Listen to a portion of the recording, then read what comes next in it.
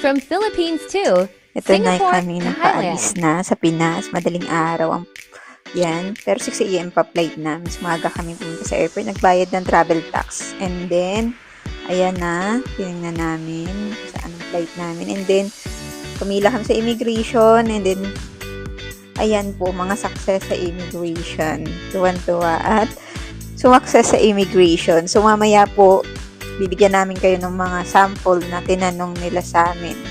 Tuwan-tuwa tayo dyan kasi nakalagpas kasi 1 week kami. So, medyo madami silang tinanong sa amin. So, ito yung mga tanong. So, ito na yung mga common questions sa immigration. So, anong tanong sa'yo? Tinanong lang sa akin, kailan ang balik? Kailan balik? Tapos kung anong gagawin sa bangko. Ano sagot mo? And then next, Tapos kung sino ang nag-sponsor or sino ang gumastos sa travel. ayun.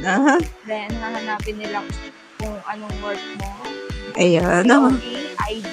Daming tanong sa amin. Isa namin kasama, mabilis lang. Ano pa? Then, yung statement of account. Ayan, statement of account. Ano pa? Lahat naman. Kaya pinirepair na namin yung lahat. Piniread na Ayun namin. yung itinerary. Piniread na rin namin yung itinerary namin. So, yun yung mga must-have kasi merong mga ayaw talagang mahigpit. Pero meron din namang mabibilis lang. Pero para sure tayo, yan kuha nyo na agad, prepared nyo na. So, kumakain muna kami dito kasi maaga pa naman. 6 pa na yung flight namin. Nandito kami mag-cancel. Come and egg. Or dyan.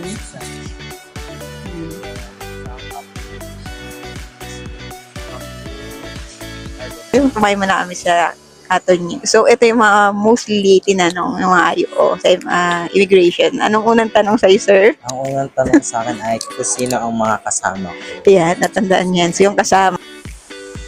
Tinuro ko yung mga kasama ko. Next na tanong ay, hiningi lang yung, ano ba hiningi? Yung hotel booking. Ayan, importante yun. No? Tapos Hotel. kung may sa work, Ayun, yung sa mga work. documents sa work, ID, saka CO. Mabilis lang siya. Kami ang tagal namin. Mabilis ako. Matagal kami yan. Yes. Mabilis siya. Wala na po ibang tinanong. Yun lang. Ay, meron pa isa. Ay, but it's a secret question. Okay. Secret question. And ito na, pa-flight na kami. CR muna ako. And then, ayan na. Yan na yung flight namin. So, we choose Scoot Airlines because may layover nga siya sa Singapore. So, pinili namin ito para makapunta rin kami ng Singapore since pa-Thailand na rin naman kami. So, ito siya. Nasa loob na kami. Yan yung sure sa loob na. Malawak din naman yung legroom niya. Unlike yung nababasa namin online na medyo maliit. Matry ko na naman yung PAL and Cebu pa. Wala na, ayos din naman sa Scoot. And then, ito yung nasa Singapore na kami, nakadating na kami. Yan, sa Singapore, may enjoy nyo na yung mga gardens. Maraming gardens sa Singapore from Terminal 1 to Terminal 3. May mga gardens kayo mapupuntahan. Ayan yung, I think this one is Terminal 1. Yan. Umawra-aura na kami before kami mag-withdraw. Kailangan namin mag-withdraw kasi gutom na, mga gutom na. Ayan. Ayan yung garden. So, this is Singapore Airport. Walang-wala. Ang Pilipinas talaga. Grabe. Grabe ang ganda. And then, may mga garden. This one is Sunflower Garden. Yan. Makikita nyo yun. I think ang Sunflower Garden is located in Terminal 2. Yan. Located po siya sa Terminal 2. So, umaura-aura na kami. Medyo mainit nung dumating kasi pa-lunch na siya. Pagtakbo pa ang babaytot. Umaura muna. Yan. Sa loob na, yan. Maraming mga activities pwede kayong gawin sa Singapore Airport. Talagang para siyang, pwede mo na siyang parang kulang pa nga maghapon para malibot mo siya. Yan. And then, sumakay din kami ng SkyTrain. SkyTrain is free. Kaya pwede kayong magpabalik-balik kung saan terminal. And then sa Terminal 4, you need to ride na sa bus. Hindi na siya sa train. Pero free din yung bus. So, nag-Skytrain kami para makapunta kami sa Terminal 3. Enjoy ang mga person. Yan, aura-aura. Pose. So, hindi na namin masasama dito lahat. Magpo-post naman ako ng mga short videos within this account. And, watch nyo na lang para makita nyo yung mga pinuntahan namin. Kasi dito sa video, medyo madami. Ang hirap mag-edit. So, ayan na. Aura-aura muna. Para may pang-post kami. Yun o, papuntang Terminal 3. So, mas better na mag-sky train kaysa mag-walkathon kayo doon. Nahirapan kayo. Free naman siya. Yan. This one is in Terminal 3. Batcha coffee, masarap. Masarap siya. So, tinignan namin. So, batcha coffee, ang daming shop from Terminal 1 to Terminal 3. May makikita kayo. Isa na nga siya sa naging palatandaan namin. Kasi nag-iiwan kami ng luggage. Iniiwan namin yung luggage every tour namin kasi naka-avail kami ng free tour from Singapore. Free Singapore bus tour.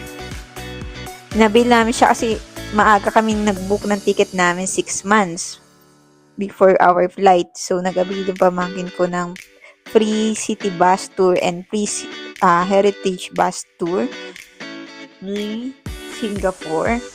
And while waiting yan, nagpunta muna kami sa mga different garden. You can check the free Singapore bus tour online and then para ma-avail na siya yung sa mga gustong pumunta. And this one is the butterfly garden. Mabilis lang yung video pero pag nandun kayo ma-appreciate nyo. And then may free movie theater din sila while waiting. Pwede din kayo manood ng movie. And then ito, aura-aura. Yung LV, Chanel. Mga pwede mo pang mabili sa airport nila, di ba? Pakalaki. Yan. Aura-aura muna. Yan. Ayan yung free Singapore tour. Ayan. So, kung kasabay namin dyan, iba-ibang lahi. Parang kami lang nga yung Pinoy. So, nag-avail din sila para maikot ang Singapore. So, our first tour is the city tour. So, ang city tour covers Marina Bay Sands. Yung mapupuntahan natin yan. Singapore Flyer and Gardens by the Bay. So, napuntahan namin lahat yan. Kaya sulit yung tour na to. Ito, makikita nyo siya. Yan yung, parang naikot na rin namin nga ang Singapore. Free pa. Ito yung dinaanan namin. At least for the first time, yan, nakita muna namin yung surroundings ng Singapore. Para at least pagbabalik kami, alam na namin yung mga gusto namin puntahan. Diba? Yan. Sobrang init sa Singapore. Iba yung init. Kalagkit. Kaya bring water talaga. Also, yung bilihin dito, as in mahal. Bumili nga kami ng Coke. Think Coke is 150. 150 yung price for the drinks pa lang yun ah. So, kaya magbaon. So, we're here at Marina Bay Sands. Ayan, yung sikat na picturean. So, maura-aura na rin kami dyan. Binidyohan na lang din namin kasi mabilis lang tong tour na to kasi 2.5 hours lang ang kailangan namin matik sa tour na to. So, ayan, lakad-lakad na kami pabalik ng aming bus. Hindi na kami nakapag-picture dyan. Pero maganda rin mag-picture sana dyan. And then also, the Singapore will turn 60.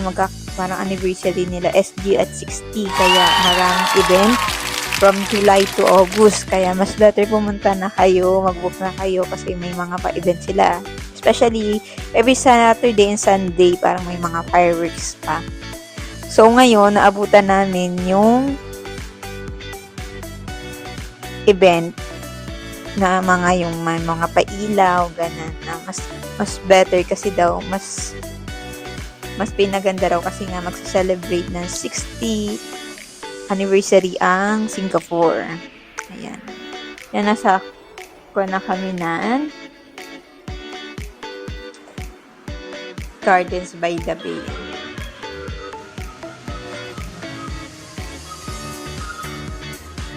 So, nakahiga ka. Pwede kang mahiga. Hindi, pwede kang maupo during panonood. So, mostly nakahiga yung iba, mga foreigner. Yan, nakabalik na kami. So, gabi na tong city tour namin na to. So, yan. Napunta na rin kami sa Jewel. Yan.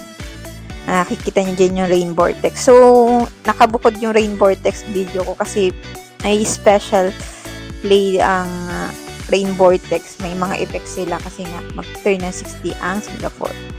So, watch my short video clips with the Rain Vortex. So, ito yung pangalawang tour namin, ang Heritage Tour. So, pagkabalik namin siya, nakagaling na kami ng Thailand and then pabalik, nagka-free tour pa ulit kami, which is yung Heritage Tour. So, sa Heritage Tour, mapupuntahan namin yung Civic District, Lion Park, madaanan din, Chinatown, and Kampong Glam. Ayan. Puntahan namin din. So, dito, mga short video clips lang na add namin kasi more on, in-enjoy na namin. Nag-sightseeing na kami. At least, alam na namin sa susunod yung mga pupuntahan namin. Pero sulit din to yung mga gantong tour kasi at least may nagawa ka sa layover mo. Nakita mo ang Singapore. So, may ikot mo talaga ang Singapore. Kagad. Hindi nang ganun katagal. Ayan. Ayan. Yung mga famous na picture na nakikita ko sa IG. Ayan. Ayan. Nag-aura-aura muna. And then, after ng tour, bumalik na ulit. And then, walang tapos. Sa Jewel ulit. Ayan. Sa Rain Vortex, nagsakay-sakay ulit kami sa Skytrain, and then, our last layover is 13 hours, so mabilisan lang talaga. So, in-enjoy na lang namin yung mga view, and then, pinulit ang pagkain, and then, nagpahinga na talaga kasi medyo napagod kami sa Thailand. Napagod pag siya shopping. Ayan. So, sana may na-share kami sa video na to. So, avail nyo na yung Singapore free bus tour nila. If mahaba naman yung layover nyo. And then, share your snap kasi parang ini-endorse din nila to. And then, ayan yung mga kinain namin during our Singapore layover. Yan. Marami pa yan. Hindi na namin masyado na picturean kasi talagang enjoy namin to. Kasi first time. Yan. Pabalik na kami ng Pinas. So sad. Parang gusto mo na lang mag-travel. So, see you soon in our Thailand trip naman. So, yun yung 5 days namin pinagka-enjoy. So, see you.